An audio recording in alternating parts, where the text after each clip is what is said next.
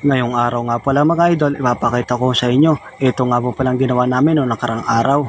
Ito nga po pala yung punong yan ay patay na po. Siyempre po, puputulin po namin yan. Gawa na inutusan po kami ng opisina na yung nga po palang punong yan ay putulin na. Gawa ng baka daw po makabagsak pa ng mga dumadaan. Kaya papakita ko po sa inyo ang mga kaganapan na aming ginawa.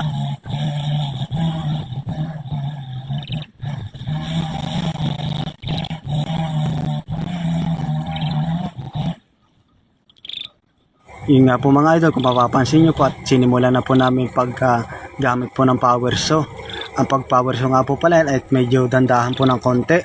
Gawa ng mahirap po nang babastahin nyo lang. Baka po mamaya ay makaano po yung talim.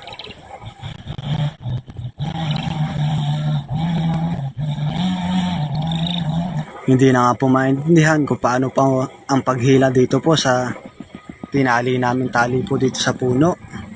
Ayan nga po makikita nyo mga idol at kinutabang po namin dito sa harap para po dito po ang bagsak sa may harapan po namin at hindi po makabagsak ng mga sakyan ng mga dumadaan. Ayan po siya mga idol, makikita nyo po at inaalalayan po namin. Ayan po mga idol.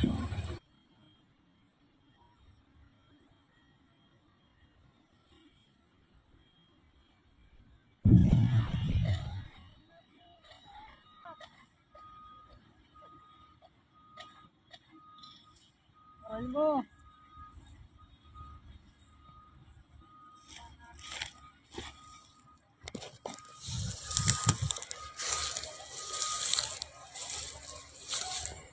Yun na po mga idol. Naputol na po siya. Okay na po. Kita ito. Ayos. Oh. Durog na po siya. Dahil wala nang laman yung loob.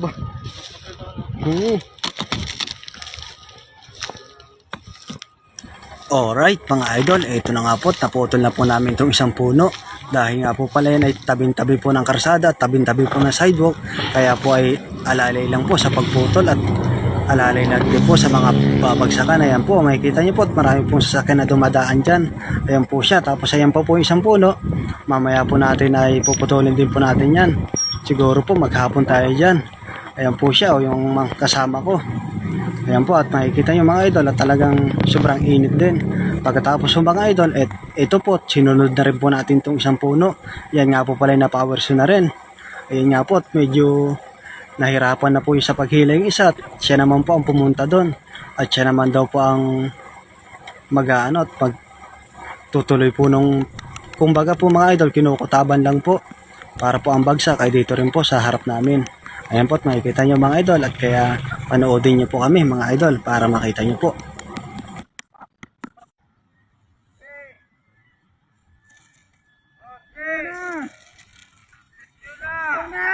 Patak.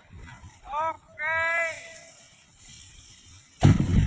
Patak.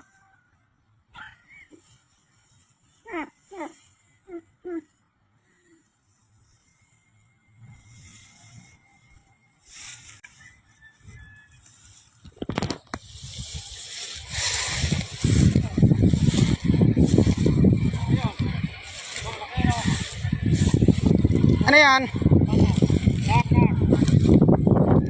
Pakak. Wala na pong laman yung loob mga idol. Ayan po, makikita nyo. Pero yan po, maganda po sa halaman niya mga idol. Ito po. Makikita nyo mga idol. Wala po. Yun na nga po mga idol, kung mapapansin nyo po at naputol na po namin. Buti na lang po mga idol at wala po nabagsakan. Kung may nabagsakan dyan, baka sabihin nila, aray ko. Siyempre, sabigat po niya mga idol. At kapag may nabagsakan dyan, buti na lang po sa awa ng Diyos at wala po nabagsakan. At may lumapit nga pong humonor dyan. Ayan po siya, makikita nyo po.